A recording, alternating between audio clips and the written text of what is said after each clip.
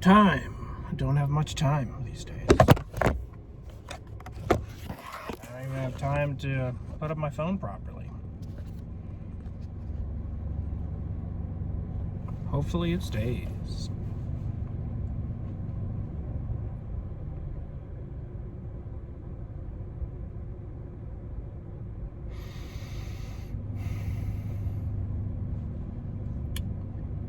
Ghost hunters. People investigate ghosts. You know,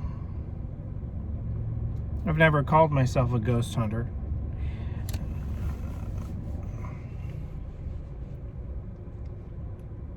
And I've never hunted ghosts. Ghost is just a cooler word than spirit. Ghost sounds cooler. That's why I have MGI, stand for Mysterialis Ghost Investigation. But really it's spirit investigation. And really it's paranormal, invisible entity investigation. And I don't believe in cloaking technology in the hands of humans. That's anything remotely what I'm talking about.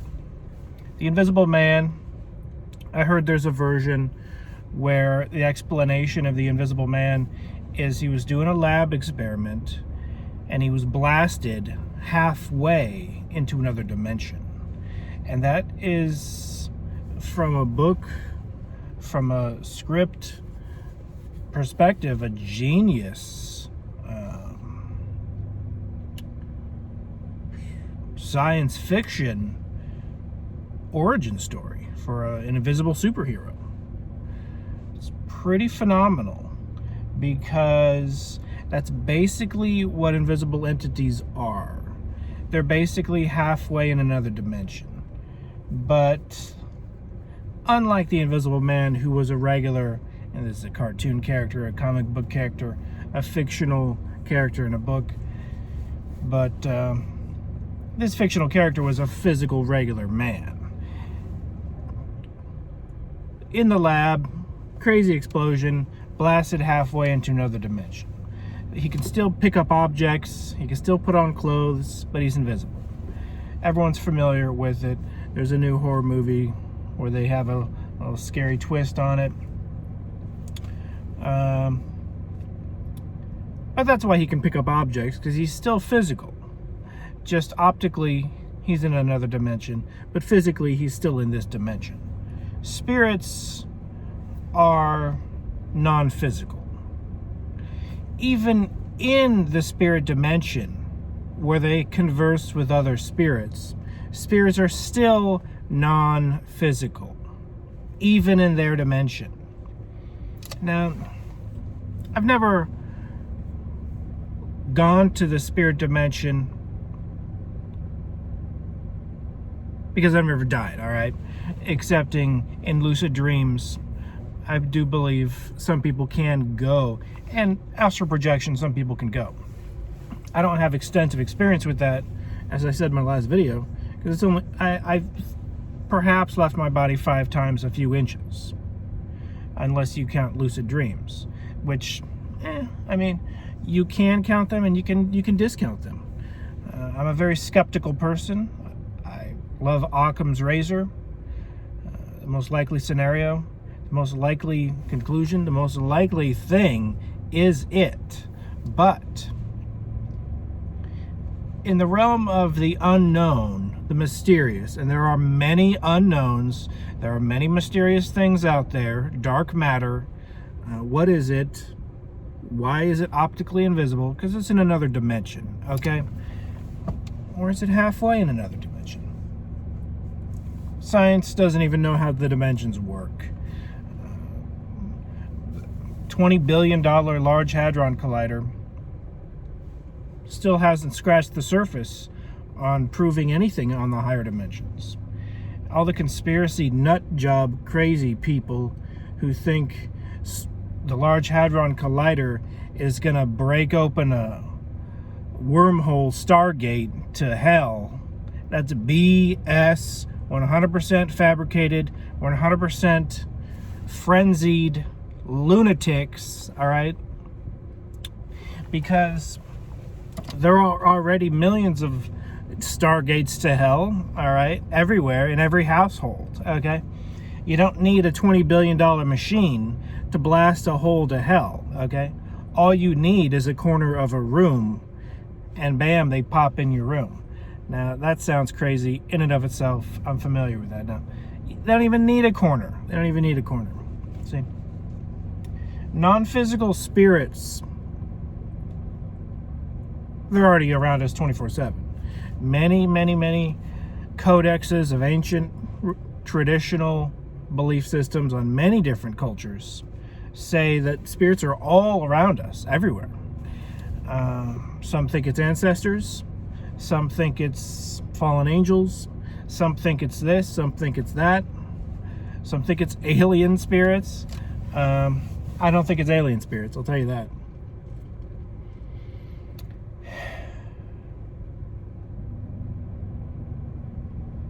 I think it's non-human spirits, but just because they're non-human, they're not alien. They're native to this planet. This is their home planet. They just happen to be like the gnomes of planet Earth. They're so small, we can't see them. They're not physically small in stature because they're non-physical. But sometimes they do take on, if they want to manifest in front of a camera, a small stature. That's just like an avatar to them, like the movie Avatar. It's a pretty good analogy. When a spirit manifests a body, it's just a temporary avatar. It's going to dematerialize. It's going to fade away. And I don't know the rules. No one knows the rules. No one who's a mortal, anyone who hasn't died doesn't know the rules, okay? And probably even people who have died and came back don't know the rules. You pretty much have to be a native to this spirit dimension to know the rules. These spirits, they put on an avatar, put on a facade of their choosing. Perhaps they mentally project it. I don't know. There's a lot of mysterious things about the nature of spirits. Ghost hunters are considered a joke in the scientific community. They're considered pseudoscience, all right? False science, fake science. And I investigate spirits. And I can see people assuming I'm a complete moron, okay? But I do want to distance myself from the fake science of ghost hunting while still investigate the nature of the unknown, unseen realm. These unseen dimensions exist.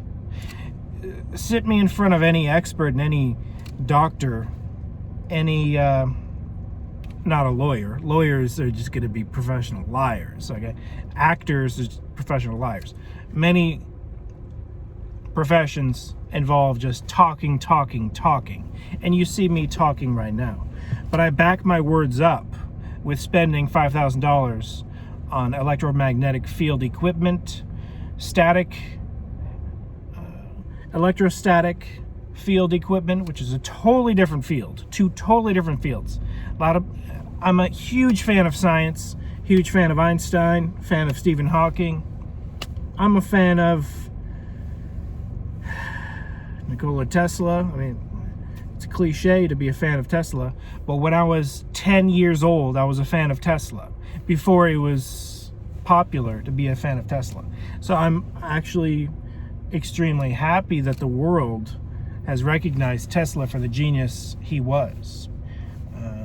Tesla supposedly never had any relationship with a female human being or any human being for that matter, and he used all of his energy on inventions.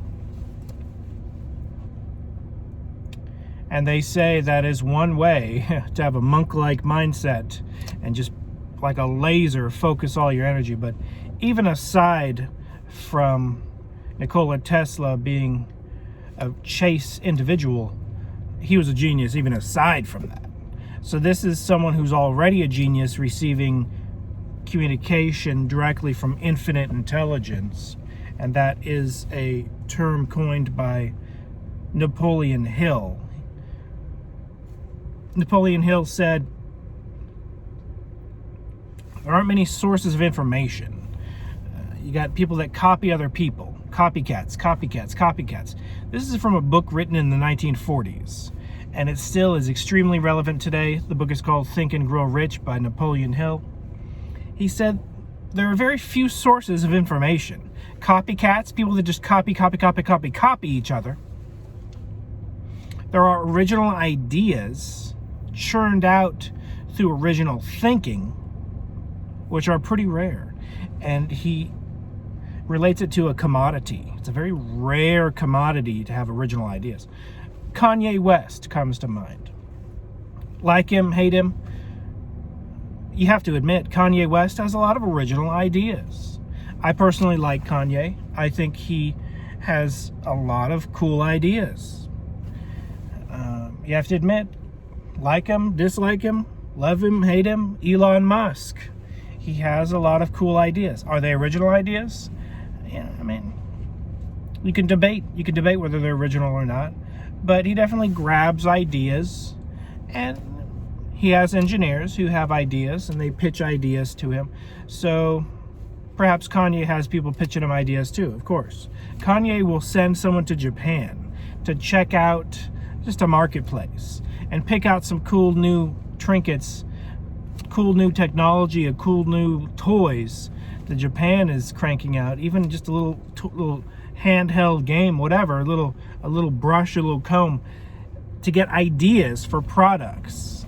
So most definitely, Kanye does it, Elon Musk does it, but they clearly have a link to new ideas, okay? But some people get ideas from copying other people.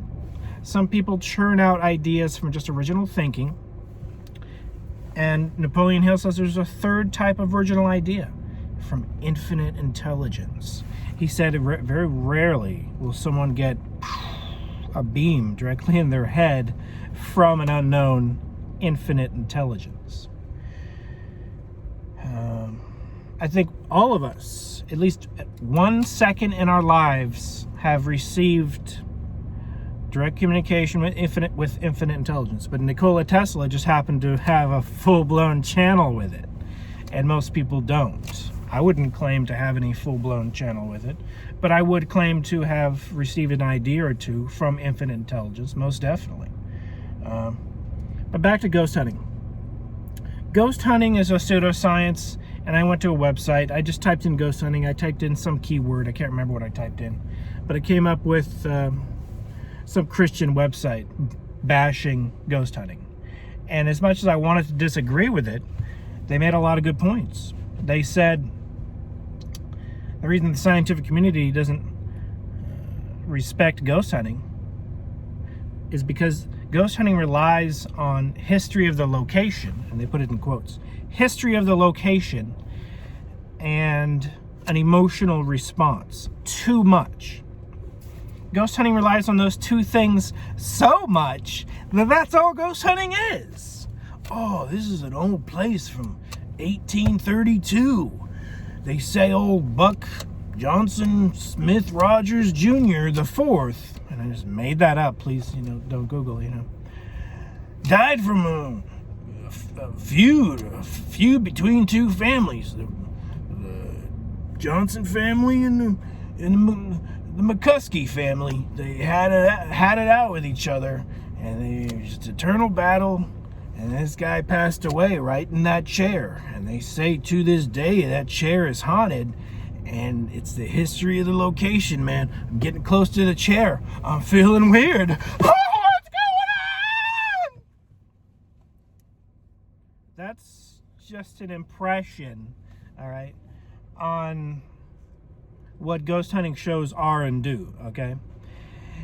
They try to incite an emotional response from the audience with overacting, overcompensating for the lack of scientific data with history of the location and emotional response. Most definitely, history of the location can have something to do with science. Most definitely, emotional responses, to a small degree, can have something to do with science. But these shows don't include the science. They literally, science, get out of here. I feel weird near this location in 1832.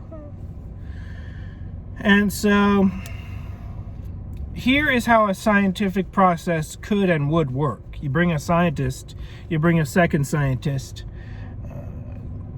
It's nice to have a couple witnesses on a scientific level. You record the temperature. You record every field that is recordable. I prefer electromagnetic fields and static fields. But feel free to record the humidity. Feel free to record anything and everything. The sound level. Feel free to record.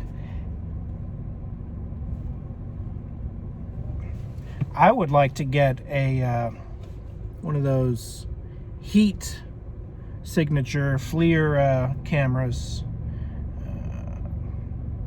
Heat sensitive camera. I can't remember what they're called.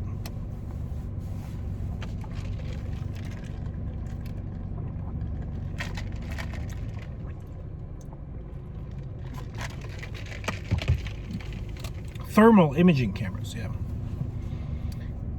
They're expensive. That's the only reason I haven't got one yet. I don't want to get the cheapest one. I want to get a decent one. They're way too much. In the future, hopefully I'll get one. But you get these two scientists. Let's say you don't have access to two scientists. Understandably, you get two people. You're recording all this data. You record the exact time frame the experiment started. You record the exact time frame the experiment ended. Get the exact coordinates of the location. And you go back to the exact location. And you do the exact same recording of the exact same field, temperature, everything. And then you go back again, and you go back again, and you go back again. All right. And then you build a database on data surrounding this location. Temperature, humidity. And sure, you want to film. You want to film and film and film. If you get any unknown oddities, you include that in your observations. You include it if you want to bring 100 people there and ask them what their emotions are.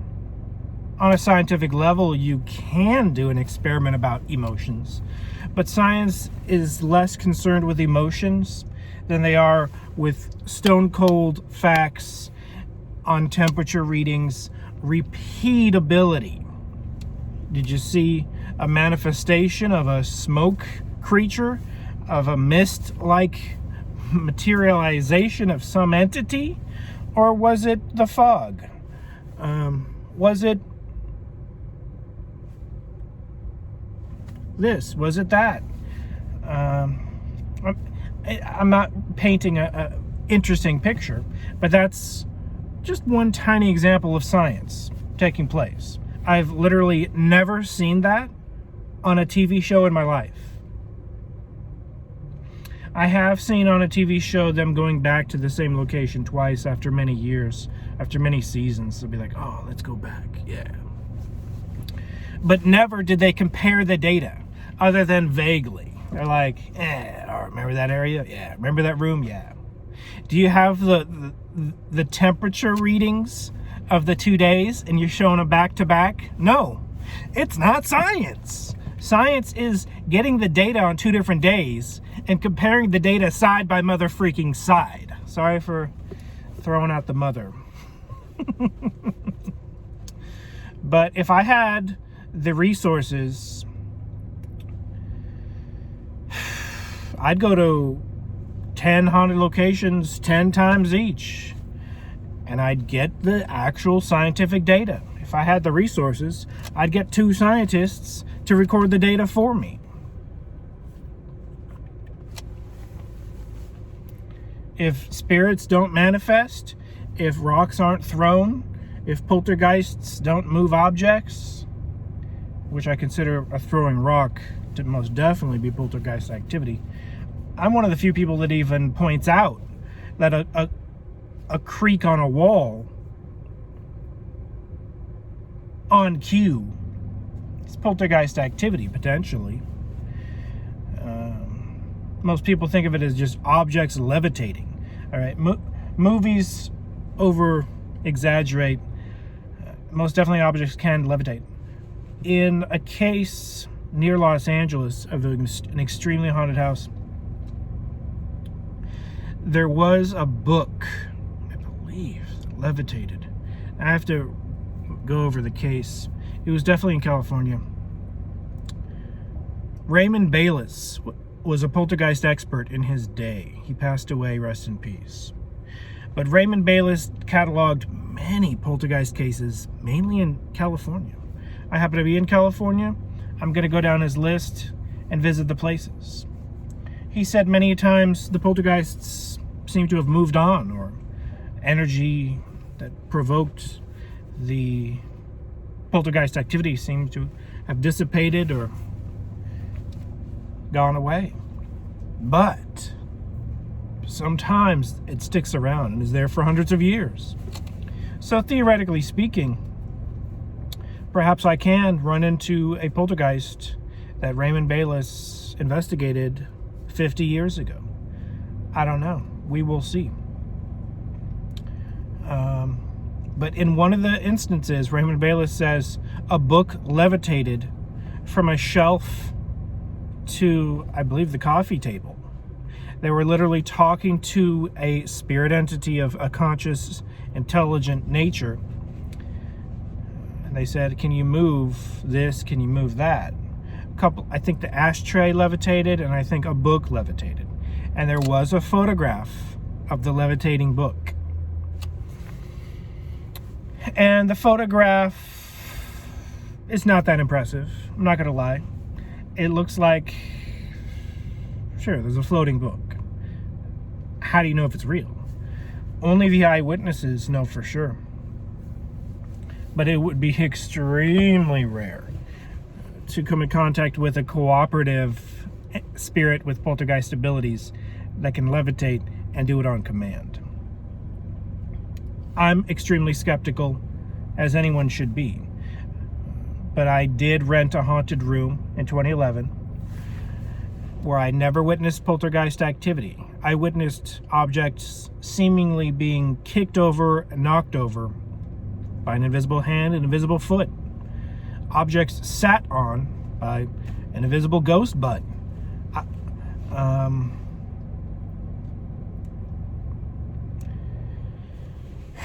Sounds like a joke. Sounds like hearsay. Only I know the truth. You don't, and you will never know. I suppose, scientifically, it's just hearsay and an anecdote to you. But to me, I already know of a surety that I witnessed poltergeist activity of intelligent beings. I will receive hundreds. I've already received probably 50 to 75 to 100 comments in my mentioning of poltergeist activity that, oh, it's psychokinesis, you did it yourself. It's telekinesis. It's a reaction. You did it. You're psychic. You moved the objects. Congratulations. You read information from some pseudo wiki. You went to some pseudoscience Wikipedia page that told you information. Congratulations. You weren't there though, and so you don't have first-hand knowledge. You see, you have 2nd, 3rd, 4th, 5th, 6th, 7th, 8th, 9th, 10th, 11th, 12th, 13th, 14th, 15th, 16th, 17th, 18th, 19th, and 20th hand knowledge, which is utterly worthless and useless. You understand? That information of having 2nd, 3rd, 4th, 5th hand knowledge is worthless. It's worth nothing. It's of naught. Has zero value. Okay? Second-hand knowledge perhaps has some value. If you know the person, know the character of the person. Maybe third-hand knowledge, you can say, But basically, on a scientific level, it's worth nothing. Even first-hand knowledge on a scientific level is not worth much. unless you follow that individual, watch that individual, and see what they do. See that individual who purports some extraordinary claim. Perhaps like myself, who say, I did witness poltergeist activity over 165 days in a row. I watched objects kicked over, knocked over. Now, how can you know if that's true? You can observe my life from A to Z, from my birth to my death, and perhaps you can see a little glimmer of, hey, he wouldn't have done that if he didn't believe in it wholeheartedly, in his entire soul, through and through, to his bones. He wouldn't have done that if he didn't believe it. So it gets into the skeptic atheist realm of, oh, most definitely, I believe you believe it. I've literally heard that like 40 times, 30 times, 20 times, at least a dozen or 24 times. I believe you believe it. I'm not talking about any individual, because I've literally heard it a dozen, 24 times. It's the old I believe you believe it argument.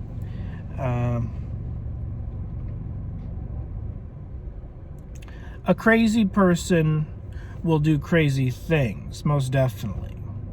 But a sane person will do them a little bit differently than a crazy person. Isn't that? A sane person, I think, personally, will try to take a scientific route. I'm a huge fan of science. I want to take a scientific route. I already know scientifically it'll never be proven in my lifetime. And even if it is on a microscopic scale, it'll be ignored and rejected in my lifetime. I already know that. So if it's a pursuit that can never be proven, if it's a pursuit that can never, ever, ever, ever be definitively concluded, why bother? Perhaps it's just doing the right thing and being a pioneer on something that can't be proven. Being a pioneer. There's a new show with Ozzy Osbourne where he watches ghost investigations. I can't remember what it's called. It's a new show. It's brand new. It's Ozzy Osbourne Wants to Believe, or the Osbournes Want to Believe.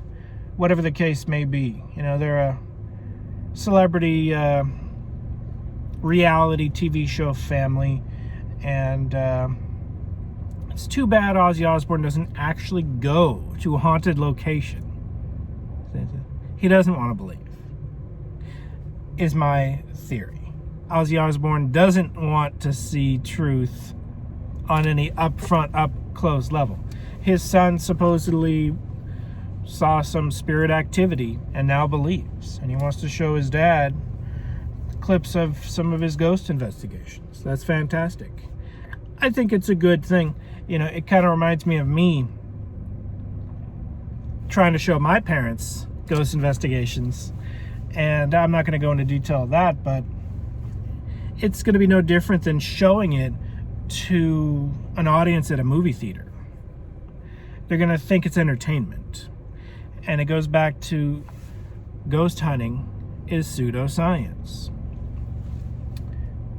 in nature.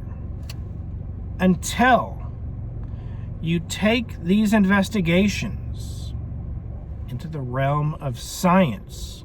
Here's the temperature. Here is the humidity level. Here is the electromagnetic field level. Let's look for any power outlets. Is there any source where this electricity might be coming from? Eliminate any source of any electrical output. Every single socket in your house radiates a little bit of electricity popping off of there.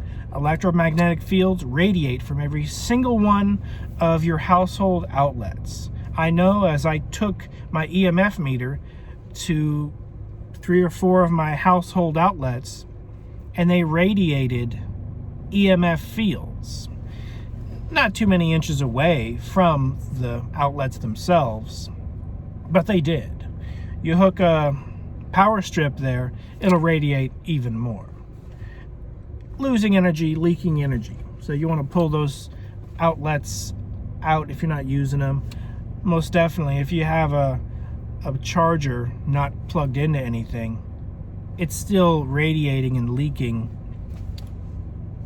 a little bit of electricity. And if you go to a building from the 1830s, like the grist mill that I go to regularly, I haven't been to the grist mill in a while. Have I been there this year? I'm trying to think. 2020. I'm not sure. I do not believe I've been to the grist mill in 2020. I plan on going to the grist mill. I'm waiting for the spirit box to arrive.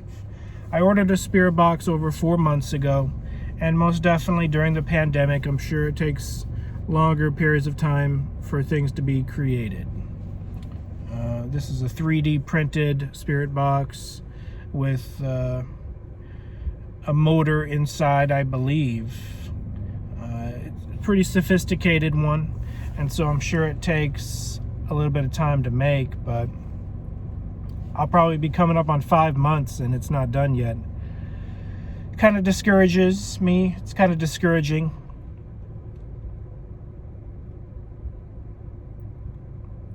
But it's a real reason I haven't done any spirit investigation on any serious level, because when I buy a new piece of equipment, I want to use it, as opposed to just going out with my old stuff. I have done some ghost investigating this year. I've probably gone out 5 times this year. That's it. During the pandemic, perhaps it's a good environment. We will see.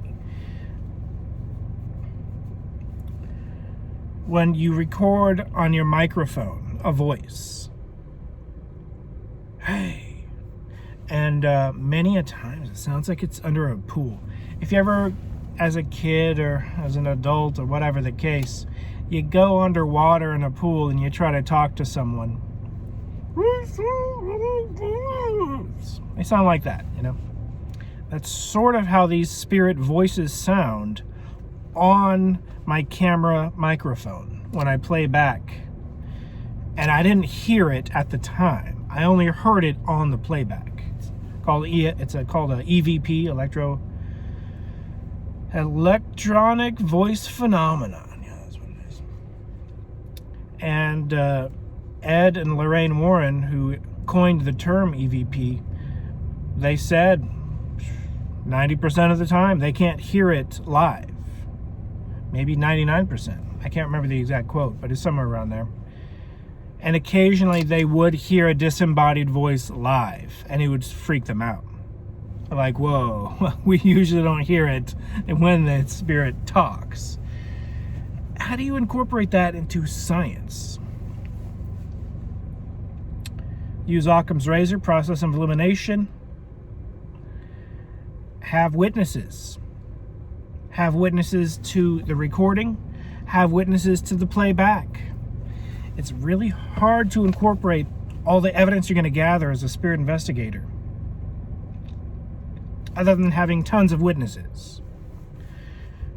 There was a house of a lady who was horrendously attacked by spirit entities. And a team of some nerdy ghost investigators just trying to find the truth. They didn't have a motive. They didn't have an angle. They didn't try to get rich and famous off of it. They photographed the entity as it manifested. And these are some old photos, and they're not very impressive. I think they said the video cameras all malfunctioned. It's really unfortunate. But I believe the story. I believe the case. Because after you experience attacks and oppression from spirit entities, you do not deny the existence of it. As a kid, I didn't have any opinion of a poltergeist. Didn't know if it was real, didn't know if it was fake. I saw poltergeists the same way I saw the Loch Ness monster. I mean, show me some proof. Looks fake. I remember as a kid, they got some photos of a flipper. It's Loch Ness's flipper! It's proof! And then I hear someone say, you know, it could have been just a close-up of a fish flipper. Yeah, it could have just been a fish. Not conclusive. Theoretically, scientifically, some type of unknown descendant of the dinosaurs could be in the Loch, but most likely not. I'm very skeptical of the Loch Ness Monster. Some say it's a spirit. Some say it's a spirit summoned by Aleister Crowley himself. But stories of the Loch Ness Monster predate Crowley ever living in that house near the Loch. So he couldn't have possibly summoned it. But perhaps in his attempt at the Abermillin procedure, perhaps if the Loch Ness Monster is a spirit, participated, you know, that goes in the realm of just conjecture, never-ending conjecture. But I do believe magical procedures can exist, and their effects are invisible. And disbelievers will always disbelieve them. I love science. I want to bring science to investigating ghosts. It's not going to bring much respect to the field, not in my lifetime.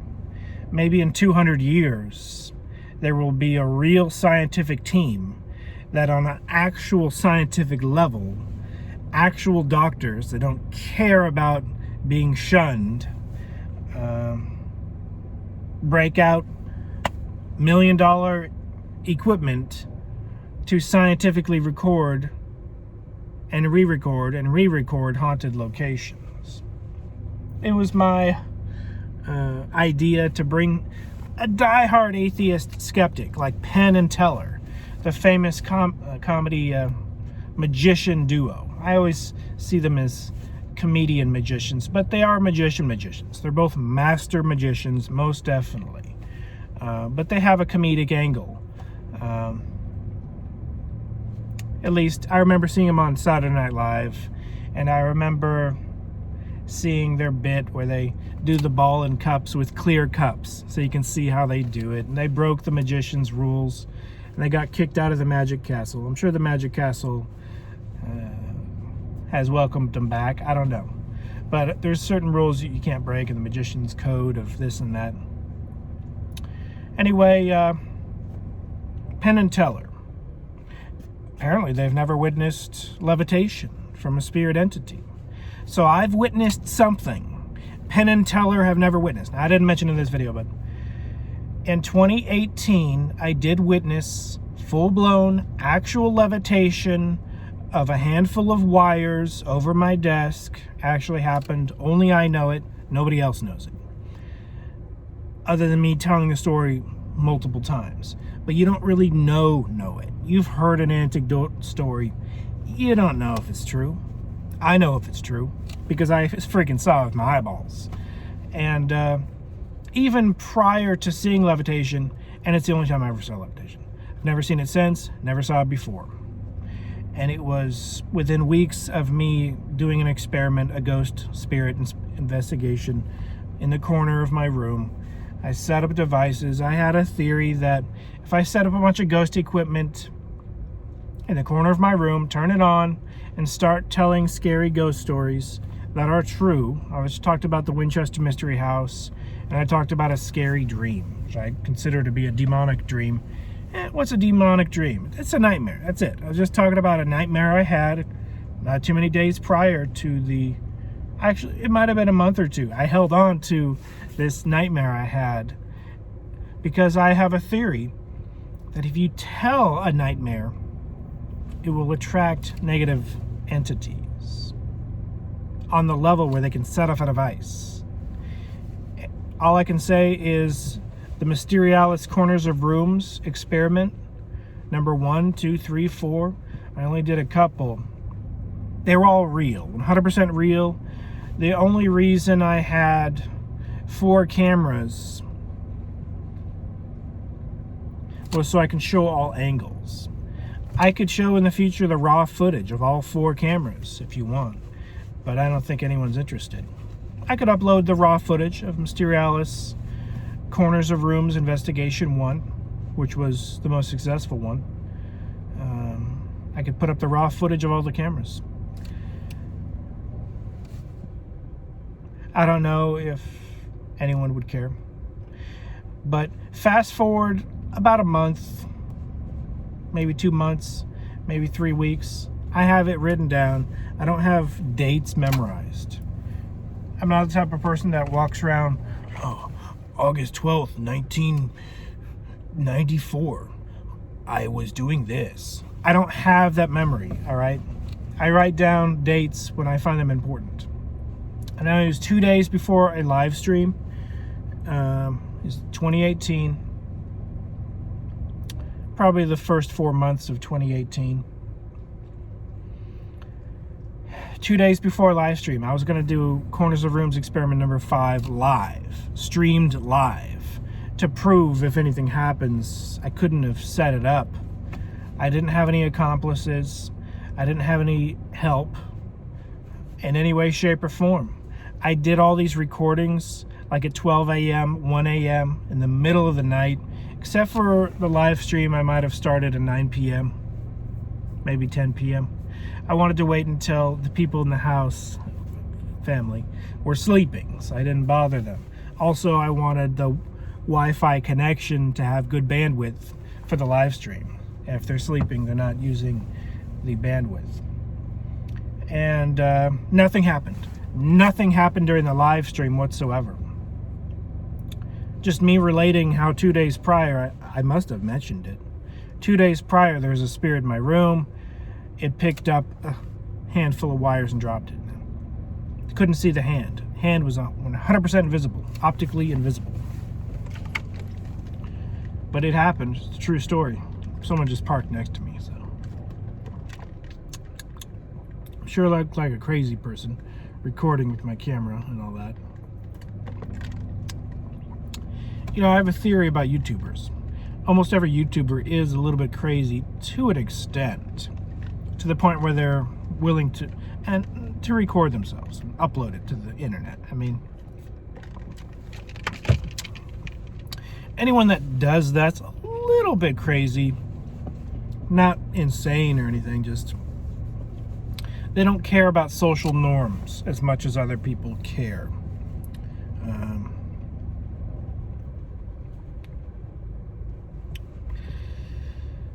I tell a story that ruins my life. Sure, I care, but I don't care that much. I'd rather the truth be out there before I die than my credibility in an interview. If I take a job interview, oh, you're the ghost guy. No thanks, we're not giving you the job. Hasn't happened yet, but I'm sure theoretically it could happen in the future.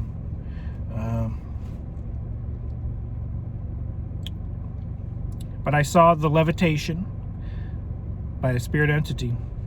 What I was going to say is, before I saw the levitation in 2018, 2 days before the live stream, the spirit, I guess, wanted to show me what it could do off camera. I wasn't filming. I did, even before that, consider, because I believe I saw Gary Galka even as early as back then. Gary Galka has like baby monitor type black and white security cameras in a number of his rooms in his house. And or maybe it's just one room, I don't know. He posts them on Twitter, and sometimes you can see really cool spirit orbs flying around. And most definitely those are authentic spirit orbs. I'm going to do a video on spirit orbs tomorrow. Spirit orbs are something I was extremely skeptical of until accidentally, while filming videos like this, I started to see them.